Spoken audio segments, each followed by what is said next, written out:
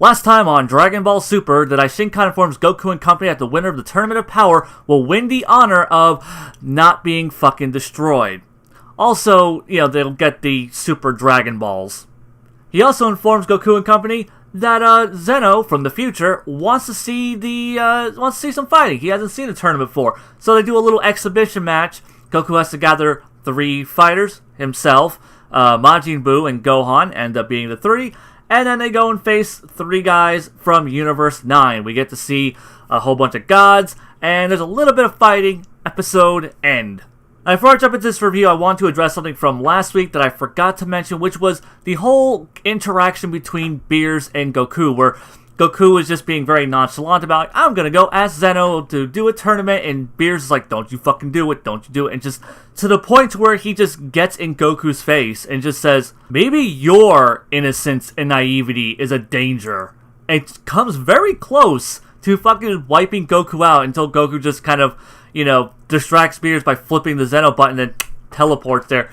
I love that little dynamic there. I also have some other things to say about Goku and how he's, being so nonchalant about this, but I'm getting into that in a little bit. As for this actual episode, I think it's rock solid. Like a really good, solid episode overall. That being said, though, I do have some issues, and it's not so much with this episode specifically, but just kind of where this arc seems to be going. Because we've already established that whoever, any universes that lose the tournament, their universe is immediately wiped out. No hesitation. Gone. We also know that the winner of this tournament is going to receive the Super Dragon Balls, which have now become the new MacGuffin. I guess, it's Dragon Ball Super, so now Super Dragon Balls are the MacGuffin on order. And this little detail, I didn't really feel like there was going to be tension as is, but this little detail completely removes any tension because that really kind of foreshadows the ending of this tournament, which is, Goku and company, 99% chance they're going to win, and they're just going to use the Super Dragon Balls to bring back all the universes and people that were wiped out by Zeno. That's it. That is all that's going to happen, making any loss of life, any repercussions from this completely moot. And the people saying that, that's the obvious answer. That's probably not what they're going to do because that's too obvious.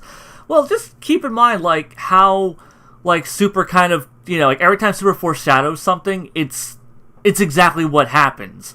Resurrection F, it establishes really early on, Goku leaves himself open far too often, and that Whis can turn back time. What happens? Goku leaves himself open, gets dropped, Whis turns back time, Goku goes for the killing shot, saves the day.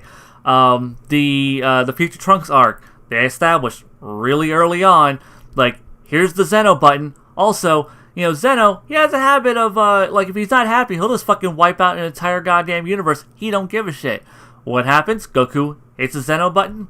Zeno is frustrated. He wipes out a universe. These things really do just kind of completely foreshadow, where these arcs are going to go. Now, it may not go exactly that way.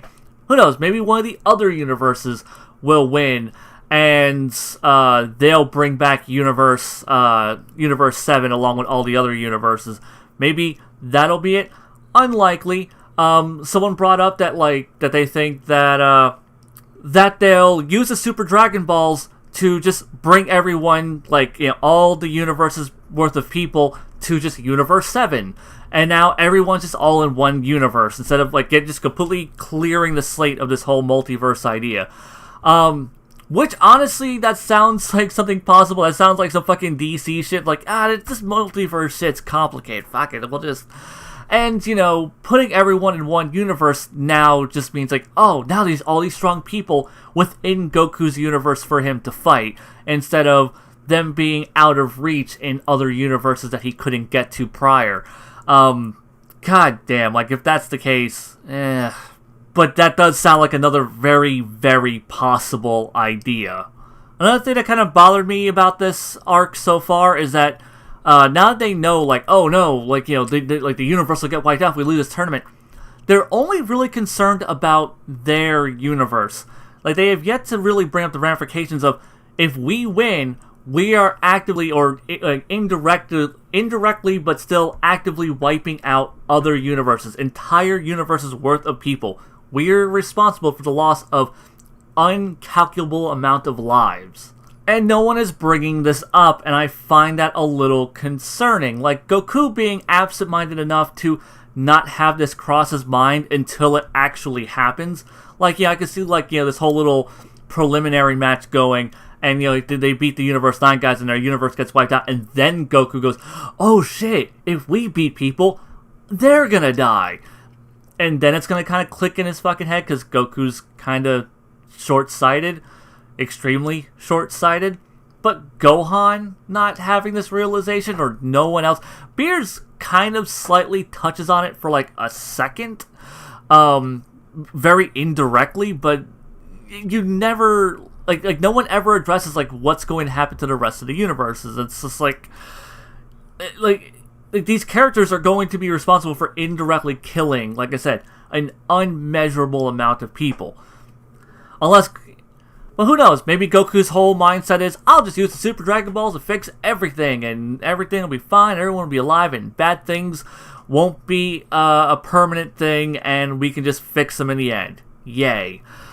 And then one more, like, just minor issue I have with this episode is we still don't know what the format of this tournament is. Obviously they're going to get into it eventually, but the mere fact that we're already like doing like this little preliminary exhibition match and we still don't know what the format is, like how it's going to be structured, it's kind of bothersome because I'd really like to know how they're going to go about that. Yeah, that pretty much, covers all the negatives. Like I said, I mean, it's more of like broader overreaching things that make me worried about the future of this arc and not necessarily things that are inherently wrong with this episode. Overall, I thought this episode was fairly well paced. I thought it got plenty of good character moments in here and there. I like the fact that this preliminary match is Goku, Gohan, and Majin Buu. That's a kind of a three-person dynamic we've never seen in the show before, so that's pretty interesting. It had me really fucking worried when Majin Buu was fucking asleep. I was like, don't you dare. Don't you fucking dare do this goddamn cop-out bullshit a third time in a row. You mother... And then it's like, here, Boo, have some chocolate. And it's just like, oh, okay. He's actually going to get up and fight. Though it makes me wonder why they didn't do that to him prior. Like, you would think, like, if you could just wake him up with chocolate, why didn't they do that during the Frieza fight? Why didn't they do that during the Universe 6 and 7 tournament? That would have been cool. But no, they're just, like, they did it this time. Like, it's bothersome that they didn't do it previously, if that's all it takes to get his ass up. But yeah, like, I was really, like, I almost lost my shit when I saw him sleeping. I was like, you motherfuckers, don't you goddamn deny me a Majin Buu fight again. Because Majin Buu, I think, is, like, this weird, interesting character. Like, he's not like any other villain turned good guy. He has this very childlike mentality. He doesn't really fit in with the rest of the fighters. But I still want to see him being integrated as part of that team, and Super hasn't been doing that. In fact, pretty much, like, the moment the series starts off, they make Boo feel very obsolete by having him just completely job to Beerus to put Beerus over, because, Beerus is such a badass. And honestly, like, Beerus is still, like, this huge top-tier badass that, like, they never really quite get into the scope of his power, like they have recently. But it really felt like, Majin Buu just kind of got shuffled under the carpet. Like, he showed up, got his ass kicked by Beerus to just show how powerful Beerus was. And then for the rest of the series, they just kind of shoved him under the carpet. This really powerful character, which really, he isn't that powerful anymore in comparison to, say, Goku and Vegeta, because Goku and Vegeta have fucking just... They've made them too fucking powerful, but, still. Majin Buu got shuffled underneath the carpet, and that kind of was really disappointing. So I'm really glad that he's actually going to be fighting this time. They've already started off. They're like, we're doing it. He's fighting. See, he's fighting. Though, because of, like, this is going to be, like, 3 fighters, and they're probably going to want to show all 3 fights, it's probably a best 2 out of 3 falls type situation. I'm really expecting it to be Majin Buu wins his match. Gohan's going to job, which will probably upset some Gohan fans, but, he'll have plenty of time to, do some cool shit later on. And then Goku will win his match. against it. And then we're probably never going to see Universe 9 after this. And also, man, Universe 9 is kind of lame. Am I the only one that thinks that? Like, it's just the furry universe. I mean, you know, we see, like, the angels and the gods and the Kaioshin and stuff, and, you know, they're, like, normal and stuff, you know, but the three fighters are just all the same kind of just wolf guy. And it's just, that's kind of, like, not that interesting. Like, they're not interesting designs.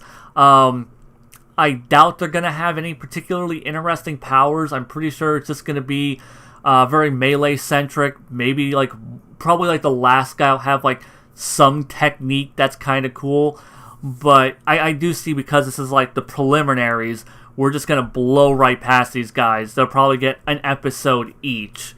And we'll just go into the main rounds. Also, I'm surprised, like, how quickly we're going into fights, because I really thought it would be a little bit more build-up, you know, like, set up the team and stuff like that, and give, like, the animators a bit of a break. But no, they're going straight into an action-centric episode, which, you know, I'm hoping the animation holds up. The animation of this episode was pretty good. Not, like, top-tier amazing stuff, but, like, it was extremely expressive, especially Beerus. Like, every time Beerus had, like, a moment in this episode, he was so full of character, very expressive. Other characters were expressive, too, but just Beerus really just stole the show with, like, just his animations and, like, just how he was presented. I loved it. Also, man, the Kaioshin of Universe 9 looks evil as shit. Like, I don't know if it's just, like, the animation that's specifically making it look that way, but fuck, man, he looks like a sinister motherfucker. Like, he makes Zamasu set look like a pretty nice guy. Yeah, that pretty much just covers, like, all the, like, the things. Like I said, like, this episode didn't have a whole lot for me to talk about content-wise. It was really just kind of the establishing stuff, getting the tournament set up, establishing, like, the win-lose stakes, and that's all it really needed to do. I think it did it adequately enough. It's not really a noteworthy episode. It's not a bad episode. I will say, something that's worth noting, for me at least, is the filter that's still in the animation. I liked it a lot more this episode than I did last one. Like, I liked it last episode. And this episode, like, you know, I just felt like the animation was brighter overall. Like, you know, as long as you keep the characters brightly lit, I think that filter looks really good. I think the best it actually looked, though, was on Kaioshin's planet, because Kaioshin's planet, they do that whole kind of pastel colored thing now, and that plus that filter had a nice, soft color to it that was very vibrant and popped, but wasn't, like, garish and just, you know, gaudy and just really obnoxiously bright and in your face. Like, I really liked just how vivid and vibrant the colors looked without just being, like, hurt your eyes bright. And I kind of wish that they would just use that pastel color palette throughout the entire series, and with this new filter, because I feel like those two combined make the show look its best.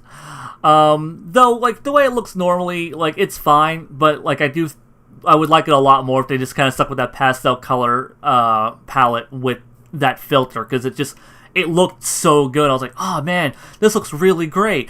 Like, you know, they've really improved this filter since last episode, and I'm like, no, it's just, you know, because, you know, it does darken the colors and stuff, so whenever you see, like, the normal animated stuff, the colors look a little too desaturated.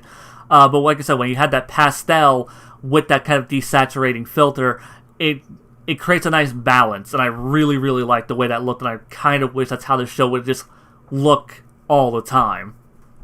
But yeah, like I said, rock solid episode, not anything special. I probably won't be doing another episode review for a while. I'm going to wait till these preliminary matches are done, and then talk about the preliminary matches in one lump sum, instead of, you know, just episode by episode by episode.